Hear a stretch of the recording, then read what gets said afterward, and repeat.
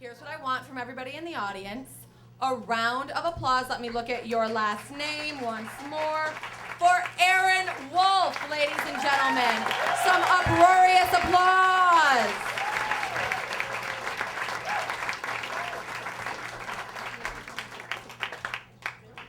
So I'm standing in the Grecian Corner restaurant in Northampton, Massachusetts, staring at this mountain of a Greek dude named Andy Dolmadakis, just willing him to give me a job as a waiter in his restaurant. And he looks me up and down and he goes, "Wait tables for tits and ass, you can cook." Now, I have never cooked a thing in my life, but I just dropped out of college for the third time, and I am really, really dreading the idea of going back home. So I say, "Yes, Andy, I can cook." And he says, "Good, be here tomorrow morning, 8 a.m. I fuck you if you're late."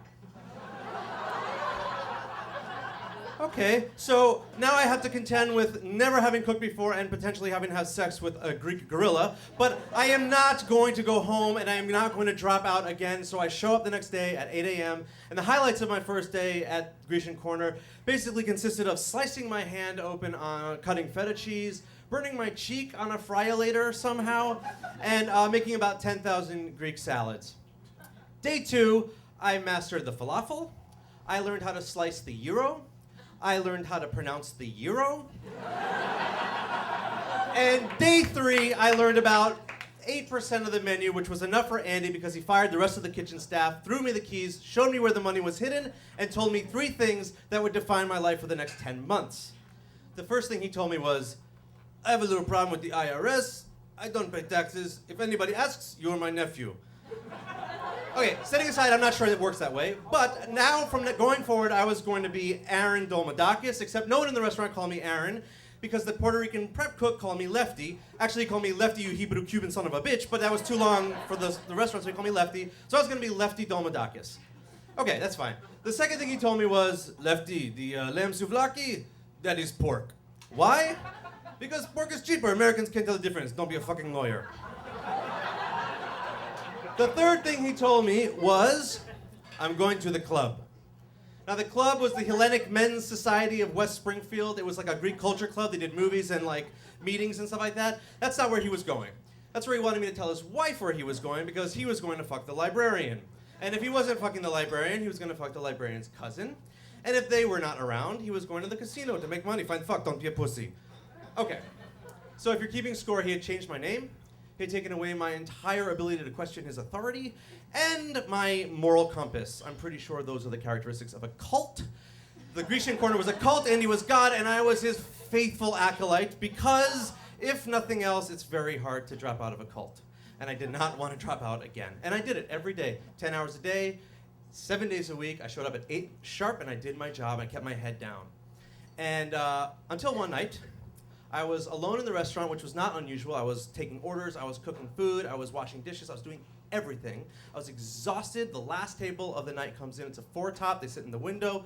Very nice seating area. And they all order lamb souvlakis, and I fire their meat, and I bring out their drinks, and I make their platters, I bring it to them, and I serve it to them, I sit back down, and I'm exhausted. Like the type of exhaustion you could have in a restaurant. And I sip my coffee, and I think I've made it through another night at the Grecian Corner, and I look over, and all 4 of them are wearing yarmulkes.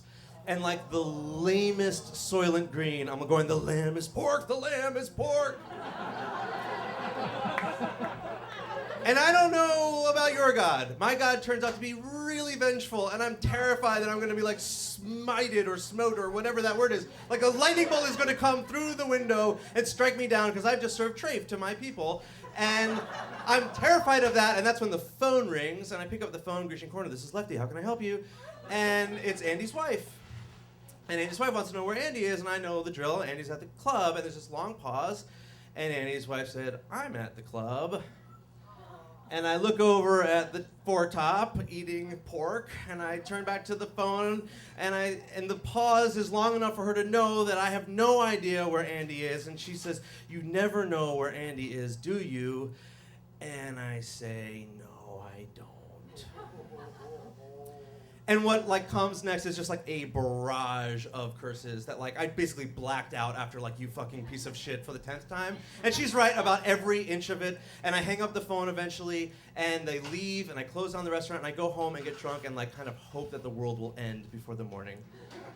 It doesn't, it turns out. I show up the next morning at 8 a.m. because I work in a restaurant and you follow orders. And I show up and Andy's asleep on the counter. And I wake him up gently, and we drink some coffee. He makes me drink coffee with him with ouzo in it, which is disgusting. And we sit in silence for a while, and after a while, he turns to me and he says, "Lefty, do you know when it's time to die?" And I think, like, you know, if anything else, fuck it, like, I don't need college. Like, this is a PhD in pain and suffering right now. This guy knows what's up. I'm going to learn something from this dude right now. And I say, when, Andy? When is it time to die? And he goes, when you bleed from your dick. I'm going to the casino. He sold the restaurant 2 weeks later. I moved back to my parents' house in New York City. And though I never graduated college, I also never worked in a restaurant again. I do know how to make lamb souvlaki, and I also know that sometimes dropping out is a great idea. Thanks so much.